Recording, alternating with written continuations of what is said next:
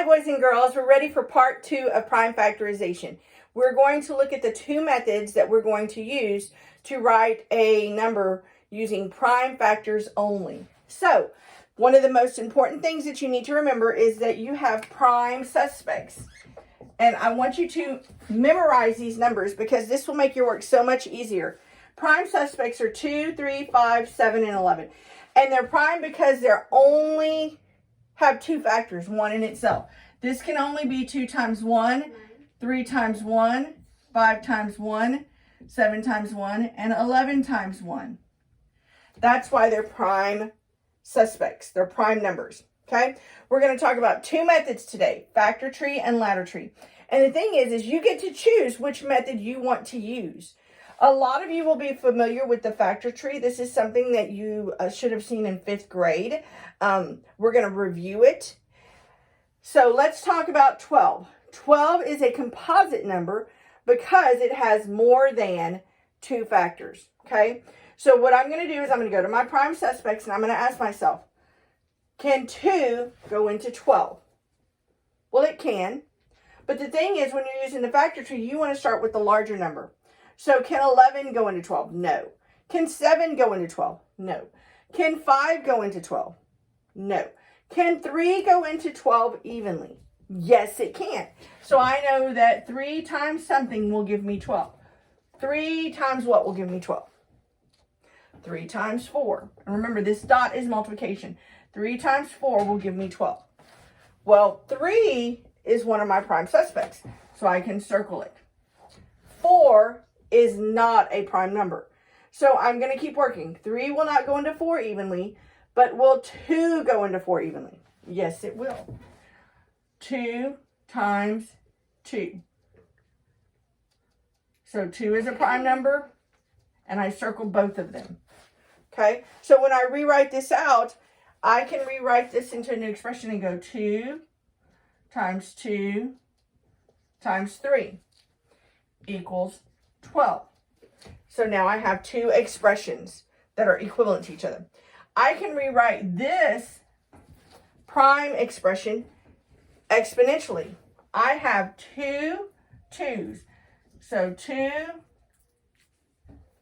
squared or 2 cubed, I'm sorry, not cubed, but 2 to the second power or 2 to the power of 2 times 3. 2 squared times 3 will give me 12 as well. Okay? So this is what we're actually practicing and learning to do. We have to be able to rewrite it exponentially if we can. We have to find or identify the prime numbers and then rewrite it using our exponents. So, did you solve this a different way? Some of you probably did if you went ahead and worked before me. Let's see what that would look like. I'll go ahead and write 12. And this time, I'm going to go with 2. Let's see if we get the same thing. 2 times 6. 2 is a prime number. 6 is not. I can multiply 2 times 3. 2 is a prime and 3 is a prime. So again, I have 2 times 2 times 3. And again, that's 2 squared times 3 equals 12. So these are the same. You get the same answer. You just worked it using different factors. This is the factor tree method. So the ladder method is a little different, and I'm going to move the ladder method over. I'm going to put 12 over here. So what you're going to do is you're going to make a T-chart. Okay. And for the ladder method, you're going to start with the smaller number instead of the larger number. You're always going to start with 2 when you're using the ladder method. Okay. So can 2 go into 12 evenly? Yes, it can. So I'm going to divide. The ladder method is using division.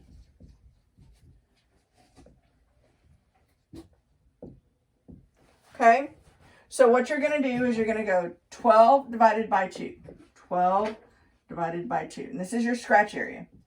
That's 6. And remember, you want to get a remainder of 0. Okay, So 12 divided by 2, and instead of going on top, you're going to go on bottom. So now you have 6. Is 6 a prime number? No, it's not. So I'm going to draw a line. I'll change up colors here.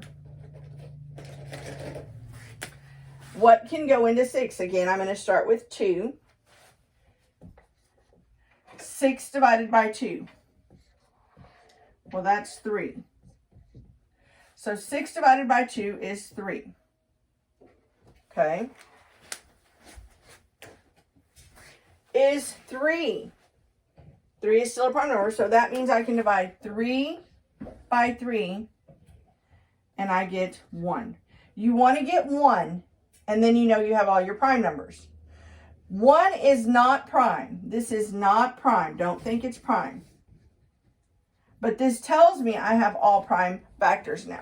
So I have 2, 2, and 3. When I multiply these factors, again, I'm going to get 12. So I'm going to rewrite this as, and you always start with the smallest number, 2 to the second power, or 2 squared, times 3. Because I have 2 times 2 times 3. And again, these are different methods that will give you the same solution. You will end up with the same exponential expression. Go ahead and write these 3 examples in your journal. And stay tuned for part 3. We'll go over a couple of more guided practices.